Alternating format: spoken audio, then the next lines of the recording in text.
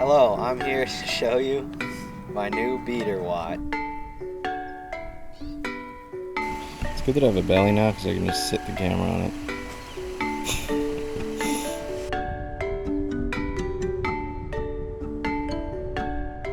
The Zen was getting lonely, so I picked up a Marathon.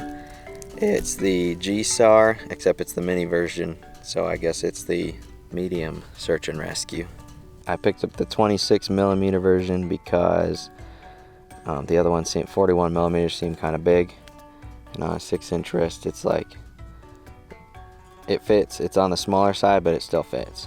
So I went for the white Arctic dial, so I had a different style than my Zen because that's just a black dial with indices, and this one has the just regular Arabic numerals and the 24-hour time on the inside. And then it's got the needle hands, so it's pretty easy to read even though it's small. The minutes can be kind of at wrist length. It can be kind of hard to see exactly what it is. And then the bezel has a nice click to it. But one of the things I've been impressed with so far is this is the first watch that I've got with tritium in it. And so instead of the lume glowing when it's sunny and then it wears out in like an hour or so, well, not an hour, a couple hours, this one, it like with the tritium, it's just a chemical reaction. After all night, it's still glowing the same brightness. You can like not wear it and leave it in a closet, it'll be glowing. Right when I pulled it out of the package, it was glowing, so that's pretty cool. It's got 300 meters of water resistance. But here's what it looks like on my wrist. It's on the smaller side, and at first I put it on this strap because I didn't want to punch the holes in the rubber straps so that I could still have the option of returning it. But after wearing it for like 2 days, it seemed fine, and right now I'm like 8 days in with it, and it's keeping good time. It's going like -1 second a day, which is better than the ETA movement in the Zen.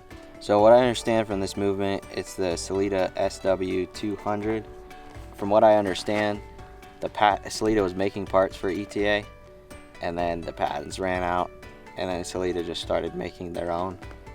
And some people say they're better, some people hate them because it's like a knockoff. So far I've had a good experience with it, and it's got, and on the back, did I show the back already? On the back it just has a bunch of text.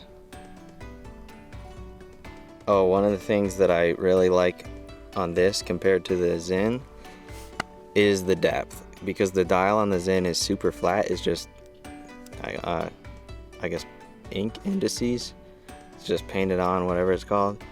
Whereas this one, you can see how deep it is, like it's that thick, and it's got such a far distance between because of the tritium, and so it's cool to have that depth in there. And at night when you're looking at it, it's glowing, but it almost looks like the whole thing is glowing because the glow reflects off the sides and the white dial.